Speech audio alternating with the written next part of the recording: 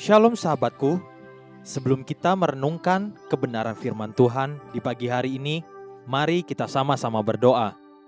Bapa Surgawi, kami mengucap syukur dan berterima kasih buat pagi hari ini. Kami mengucap syukur untuk kebaikan Tuhan di dalam kehidupan setiap kami.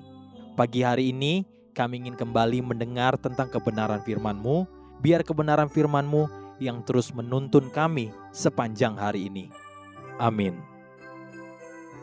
Pagi hari ini, kita akan merenungkan kebenaran firman-Nya dengan tema The Last Farewell.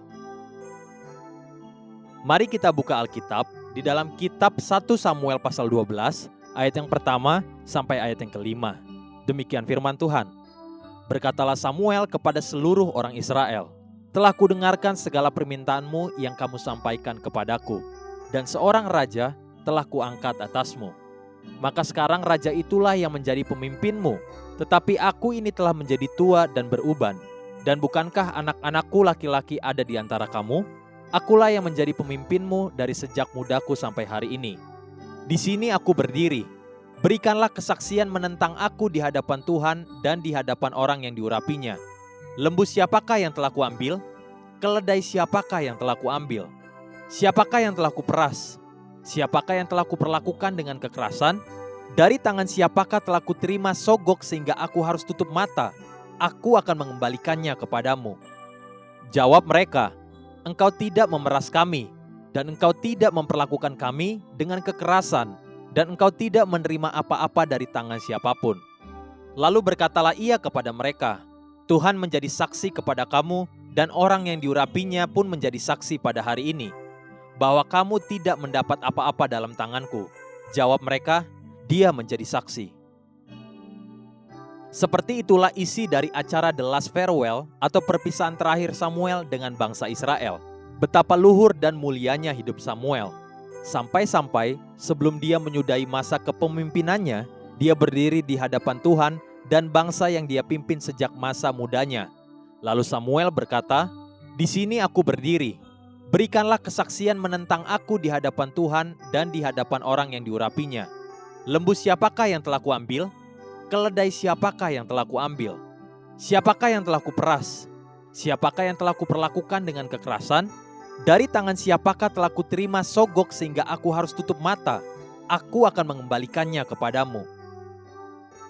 Pidato pertanggungan jawab Samuel kepada bangsa yang telah dia pimpin sekian lama itu adalah contoh dan teladan yang perlu diikuti dan dihidupi oleh setiap anak-anak Tuhan sebelum masing-masing kita meletakkan predikat, jabatan, bahkan kehidupan ini kembali kepada Tuhan yang telah memberikannya kepada kita dan kepada semua manusia yang sempat menjalani kehidupan ini bersama kita. Pagi ini, ketika saya membaca dan merenungkan kembali perkataan Samuel di hadapan bangsanya dan di hadapan Tuhan, hati saya bergetar bahwa hidup seorang anak Tuhan itu seharusnya demikian. Ada pertanggungjawaban di hadapan Tuhan dan manusia yang harus kita sampaikan satu kali nanti. Bagi Samuel, begitu jujurnya dia hingga dia memberikan pertanggungjawaban itu bukan hanya secara dipaksa ketika dia mati dan harus berdiri di hadapan Tuhan satu kali nanti, tapi dengan sukarela dia berdiri di hadapan Tuhan dan bangsanya demi untuk memberikan pertanggungjawaban itu.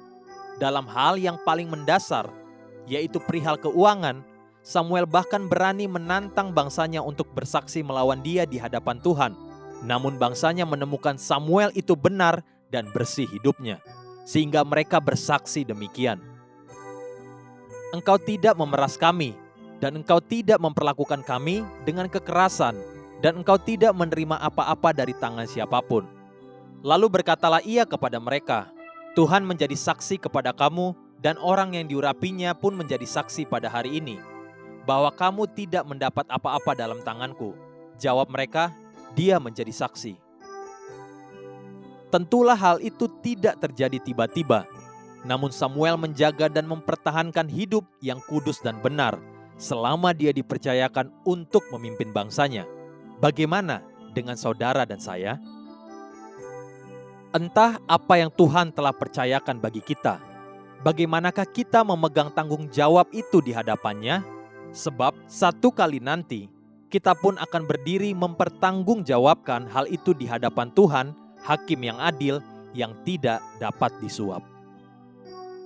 Haleluya, sahabatku, mari kita sama-sama berdoa.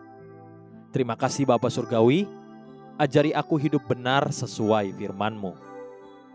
Amin. Jesus loves you, and so do I.